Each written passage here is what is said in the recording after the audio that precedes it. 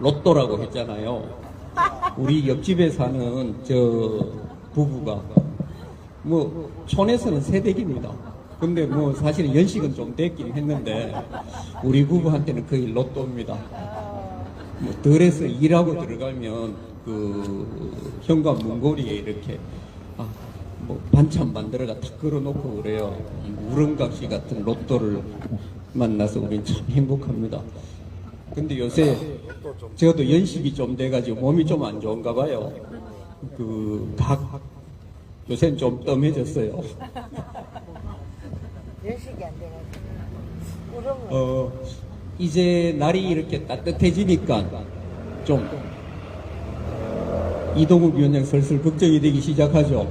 이제 일거리가 좀 많아지고 있습니다. 그죠? 어떻습니까, 김옥겸 회장님? 요새 좀 많이 바쁘십니까? 인천 모금 시민사 요새 성주는 참여했다가 돈 만든다고 정신이 없습니다. 굉장히 바쁩니다. 근데 아직 김천은 보니까 아직은 크게 안 바쁜 것 같아요. 이제 꽃 지고 열매가 달리기 시작하면 그때부터 이제 코피가 터지는 거죠. 하여간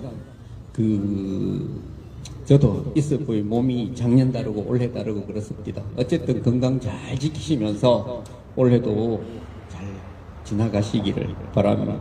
저는 요즘 제 개인적으로 떠나지 않는 고민이 있습니다. 이번 미국 이스라엘이 이란을 침공했을 때 이스라엘이 미국 뭐 하여튼 UAE라고 하나 그런 데서 K 방산이 막 엄청 떴다면서요. 그래서 주가가 천정부지로 솟았다는데 혹시 K 방산 투자하신 분 계셔요? 없습니다. 돈이 없어요, 돈이. 없어요. 참 안 됐다. 돈 엄청 벌었다는데. 그래 좀 고민돼요. 이게 하여튼 나라 경제에 억수로 도움이 된다는데 우리가 과연 무기 수출해갖고 번 돈으로 잘 먹고 잘 살면 되나 안 되나 이런 걱정이 좀 덥디다. 그래서 이 자리에 계신 분들은 아마 뭐 K방산에 투자하신 분은 안 계시죠? 또 하나 있습니다. 그저께 17일까지 현수막 연대 요청이 들어왔었더라고요. 그래서 짱돌의 요청으로 성주대책위에서는 영덕, 그 다음에 울산, 이건 울진이 아니고 울산이죠. 영덕, 울산에 신규 핵발전소를 추진한다고 그래요. 이 참 격세지감이 납니다. 한 10년 전만 해도 이 핵발전소 이런 거는 별로 그때 뭐 영덕에서 주민투표 해갖고 그 물리치기도 하고 뭐 그랬었잖아요. 근데 그걸 새로 추진을 한다고. 근데 이번엔 별로 반대가 없어요. 국민 여론이. 그렇잖아요. 이게 이제 AI 데이터 센터를 만드는데 전력이 엄청 필요하다고. 거기에다가 화석 연료를 또 떼서는 안 되고. 그러면 재생 에너지를 사용해야 되는데 그건 또 뭐 불안정하니 많으니 말이 많고 그러면서 결론적으로 핵발전이 필요하다 뭐 이렇게 가는 것 같아요. 그러면서 그렇게 선전하니까 이제 신규 핵발전소를 짓겠다 이런 이야기도 나와요. 좀 반대 논리가 만만치 않아요. 그죠? 몇 년 전만 해도 핵발전소는 근본적인 한계가 있잖아요. 어떤 한계라고 생각하셔요? 잘 알고 계시죠? 우리 고희림 누님, 핵발전소 하면 뭐가 제일 문제라고 생각하셔요? 그죠? 핵폐기물. 우리가 흔히 그렇게 이야기를 하잖아요. 이 화장실 없는 아파트다, 핵발전소는. 일단 지었는데 거기에서 나온 핵폐기물을 처리할 수 있는 기술, 물리적인 환경 이런 것들이 아직도 세계 어느 나라도 갖추지 못했다. 그 다음 한국의 핵발전소의 핵폐기물 같은 경우에는 사용 후 핵연료라든지 이런 것들은 이미 포화 상태가 됐잖아요. 그래서 더 이상 저장할 데가 없어요. 그 대책 중에 하나가 그거랍니다. 신규 핵발전소를 부지를 넓게 만들어가 거기에 그 폐기물을 저장하는 공간, 임시 저장이죠. 영구 저장은 아직도 어느 나라에도 없어요. 임시 저장하는 공간을 만드는. 이게 대책이 되겠어요? 그리고 핵발전소는 여전히 뭐 기억에도 생생한 그런 후쿠시마 그 핵발전소 폭파 사건 같은 게 여전히 그 위험에 대해서는 어느 누구도 장담하지 못함. 이런 근원적인 한계가 있음에도 불구하고 지금 우선 필요하니까 또 짓겠다고 나서는 거예요. 그러나 거기에 대해서 이건 절대 안 되라고 이야기하는 목소리는 줄여들 수밖에 없고. 왜? 먹고 살자는 거예요. 그죠? 그게 우리가 처한 상당한 어려움인 것 같은데 고민입니다. 그러나 거기에 대해서 참 대응 논리가 참 약하다. 현재로서는 그런 고민이 좀 있습니다. 오늘 하려고 하는 이야기는 그건 아니고 다들 보셨죠? AI가 창조한 새로운 이 인류의 메시아 트럼프가 왜 그림 있잖아요. 안수기도 하는. 어떻게 보셨습니까? 이쯤 되면 이 사람 정신 상태를 좀 의심해 봐야 되는 거 아닌가? 근데 이런 사람이 뭐 지구상의 어느 구석에 있는 작은 나라도 아니고 지구 전체를 뒤흔드는 소위 제국의 이 권좌에 앉아 있단 말이죠. 그러니까 뭐 아침 저녁으로 발언이 바뀌잖아요. 거기에 따라서 저는 주식 안 해요. 근데 주식 하는 분들은 간담이 서늘해지죠. 출렁출렁 하니까. 그런 상황이 지금 계속 진행되고 있잖아요.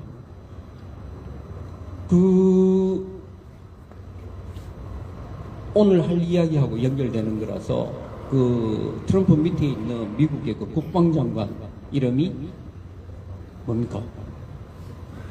찬수 대표님이. 그렇죠. 피트 헤거세스인가. 그 사람이 했던 기도문이 있더라고.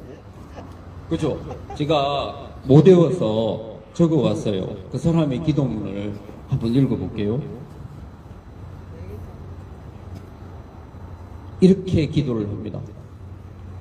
모든 총알이 정의와 위대한 조국의 적들을 향해 명중하게 하소서. 이렇게 기도. 그리고 자비를 받을 자격이 없는 자들에게 압도적인 폭력을 행사할 수 있도록 하소서. 이렇게 기도합니다. 그래서 이란의 초등학생들이 있는 학교에다가 무자비한 폭격을 해버립니다. 그리고 트럼프하고 이란 간의 협상이 이야기가 왔다 갔다 하고 있는 도중에 이스라엘은 헤즈볼라 공격한다는 명분으로 이 민간인들이 사는 지역에 엄청난 폭격을 퍼고 1000여 명의 사상자가 발생하도록 이런 기도입니다. 자비를 받을 자격이 없는 자들에게 압도적인 폭력을 행사할 수 있도록 하소서.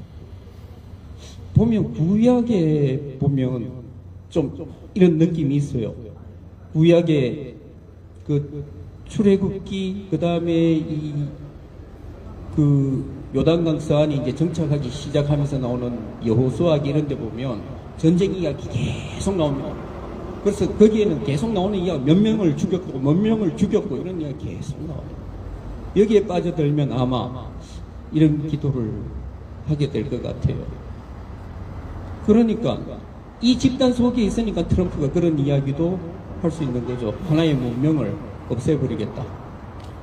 이쯤 되면 트럼프의 메시아 그림이라든지 트럼프의 발언이라든지 그 밑에 있는 이 내각이잖아요. 내각에 있는 국방장관의 기도라든지 이게 제정신을 가진 사람이라고는 도저히 생각할 수 없는데 이런 사람들이 이 소위 민주주의의 선거장치를 통해서 권력의 최정상에 올라가 있단 말이죠.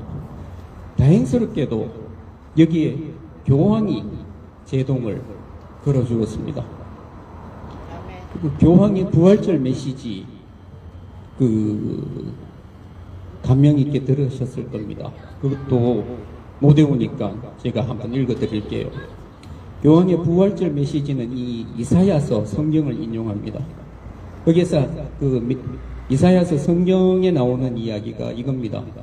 너희가 많이 기도할지라도 내가 듣지 아니하리니 이는 너희 손에 피가 가득함이라.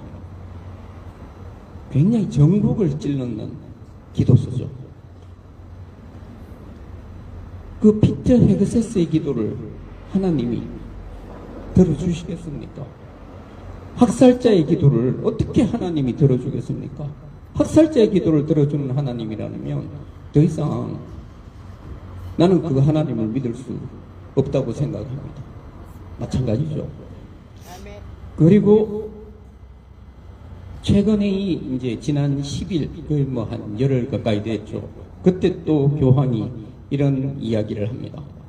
하나님은 어떤 전쟁이나 무력 충돌도 축복하지 않으신다.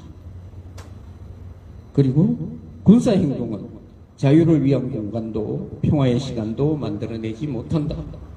진정한 평화는 민족 간 공존과 대화를 인내심 있게 이어갈 때만 가능하다. 교황이 직접적인 메시지를 이렇게 전달합니다. 저는 그나마 이 교황이 이 한 시대의 지도자로서 자리를 중심을 지켜주어서 좀 이 트럼프의 막무가내 같은 이런 망동을 좀 제어를 해줬으면 좋겠습니다. 우선 이 교황의 부활절 메시지라든지 이 미사에서 하신 강론 이런 것들을 천주교 신자들은 일단 믿음으로 받아들이지 않겠습니까? 저는 천주교는 아니지만 개신교 교도로서 역시 성경에 입각한 이 교황의 말씀이 현재의 시대에 적절한 메시지라고 생각을 하거든요. 그래서 결코 울림이 적지 않을 것이다. 그런 생각을 합니다. 이 이야기는 2000여 년 전에 맹자가 했던 이야기하고 다르지 않습니다. 원래 저한테 주어진 시간이 맹자 이야기를 하라고 주어진 시간이니까 맹자 이야기를 이제 덧붙여서 이야기를 조금 하도록 하겠습니다.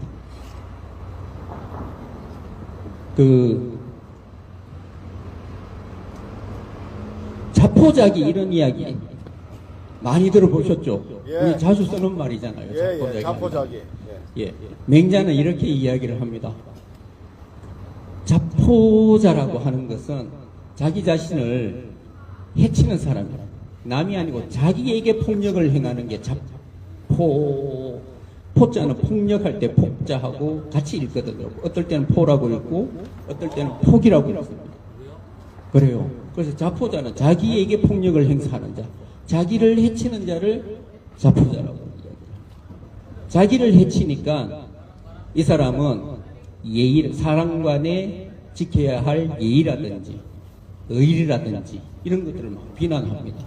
이런 상황 우리한테 익숙합니다. 친구가 바른 길을 가려고 할 때 니만 잘났냐 하고 막아서고 비난하고 이런 것들이 뭐 청소년 성장 드라마 말고 전 사회에 퍼져 있는 모습이기도 하잖아요. 그런 모습을 이제 맹자는 자포자라고 이야기를 합니다. 그리고 이제 자기라고 할 때 기자는 버릴 기자잖아요. 그래서 자기를 버리는 사람을 자기자라고 합니다. 이 자기자라고 하는 것은 맹자가 이야기하는 건 그래요. 도덕과 의로움, 너그러움 이런 것들이 좋은 건 안다. 다 성인 말씀이지. 예수님 말씀이 맞다는 거 안다. 교황님 말씀 맞는 것 같아. 그렇지만 난 안 돼. 내가 그걸 지켜내지를 못해. 난 의지가 약해. 그러니까 난 못해. 이런 사람을 자기자라고 이야기를 한대요. 그래서 이제 자포자기라고 하는데 맹자가 그렇게 이야기를 합니다. 그렇게 남을 비난하고 해치고 하는 그런 자포자하고 말을 섞을 수 있겠더냐? 한번 생각해 보십시오. 트럼프하고 우리 이야기 되겠어요?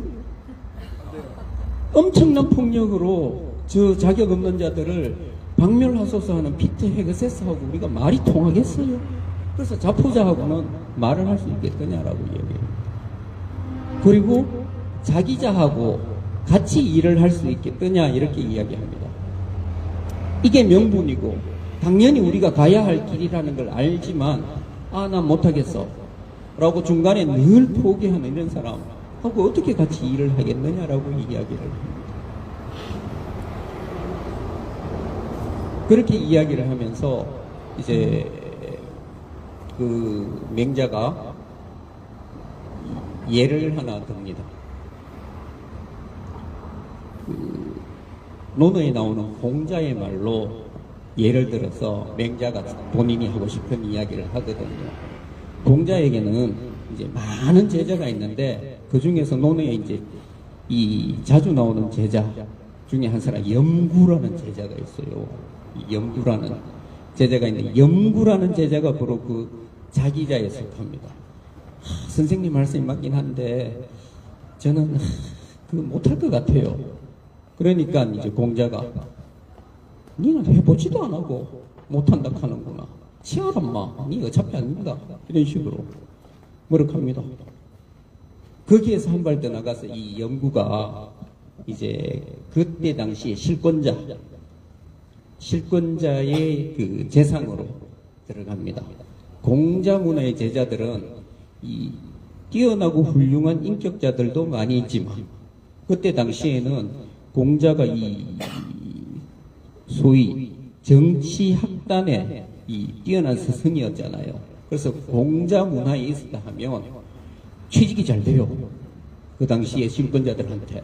그래서 몰려든 제자들도 많거든요. 그 중에 한 사람이 이제 염구라는 제자였는데 이 염구 총명했어요. 그러니까 그때 윤석열이 밑에 있었던 부총리 했던 한덕수. 최상목이 똑똑하잖아요. 한덕수도 똑똑하죠. 하버드 출신이고 최상목이도 출신이고 똑똑하잖아요. 그래서 채용됐어요. 그 당시에 계시 밑에 춘추시대 계시 밑에 채용됐거든요. 근데 그 계시가 그 논어에 자주 나오는데 아주 그 오만하고 방자한 놈이었어요. 천자를 깔보는 그런 놈이었는데 엄청난 세력과 재력을 가지고 있었거든요. 그 밑에 이제 똑똑한 놈이니까 채용을 했어. 그러면 이제 공자의 제자니까 당연히 해야 할 것은 이 계시가 바른 길을 가도록 바른 덕성을 가지도록 그 인도하고 그 다음에 가난하고 이런 것들이 충성스러운 신하의 자세잖아요. 근데 염부는 그런 것들은 하지 않고 세금을 올려버립니다. 그래서 계시의 재산을 많이 불려주었다고 그래요. 그래서 공자가 자기 제자들 앞에 공개적으로 이야기를 합니다. 염구 이놈은 이제 내 제자가 아니다. 너희들은 염구를 보거든 북을 울리면서 비판을 해라 라고 이야기를 합니다. 앞에서 비판할 수 있지만 북을 울린다는 것은 공식적으로 공개적으로 나쁜 놈이라고 알리는 거잖아요. 그렇게 하라고 제자들한테 공자가 이야기를 합니다. 이거 이제 맹자가 공자의 논어에서 인용한 거거든요. 그러면서 맹자가 정리하면서 하는 일이 그런 겁니다. 이렇게 누군가의 그 신하가 되어서 그 임금이 윗사람이 올바른 길을 가도록 인도하지 않고 오히려 그가 바라는 욕망대로 재산이나 불려주고 이런 놈이 나쁜 놈 아니냐. 하물며 그런 임금을 부추겨서 전쟁을 하도록 하는 놈은 진짜 죽일 놈 아니냐. 땅을 더 얻기 위해서 전쟁을 해서 온 땅이 백성들의 피로 힘들고 성을 빼앗기 위해서 전쟁을 해서 온 성의 시체가 절비하도록 만드는 그런 놈들이야말로 죽어도 그 죄가 사할 수 없는 거 아니냐. 사지를 찢어 죽여. 방금 이 고희림 누님이 사지를 찢어 죽인데 우리는 평화적이기 때문에 그렇게 죽어 죽어도 그 죗값을 다 못하는 놈들. 그죠? 우리는 그냥 평화적으로 끌어내가 윤석열이처럼 감옥에 보내면 됩니다. 니 평생 거기서 좀 살아라. 그렇게 정리를 하면 됩니다. 이렇게 저는 맹자가 이런 이야기를 했던 데가 그 춘추 전국시대 말기입니다. 기원전 300년 정도 되는 전국시대 말기였는데 맹자가 그 시대를 표현하기를 사람이 사람을 잡아먹는 시대라고 할 정도로 진짜 처참한 그런 시대였거든요. 지금 우리는 잘 못 느끼지만 아마 중동은 이런 상태일 겁니다. 사람이 사람을 잡아먹는 정도로. 이란 시민들 그 누가 편하게 잠을 이룰 수 있겠어요. 그죠? 공격을 한 이스라엘 시민들도 마찬가지일 겁니다. 텔아비브 시민들 누가 하룻밤이라도 편하게 잘 수 있겠어요. 그런 상황을 맹자는 그때 당시에 전국시대에 아마 목전에 두고 있었을 겁니다. 이런 상황이 지금 중동에서 그대로 벌어진다고 생각을 하면 될 것 같습니다. 이미 기원전 300년이면 2300년 전에 맹자가 그런 이야기를 했고, 그리고 바로 열흘 전에 교황께서 진정한 평화를 얻으려면 민족 간의 공조,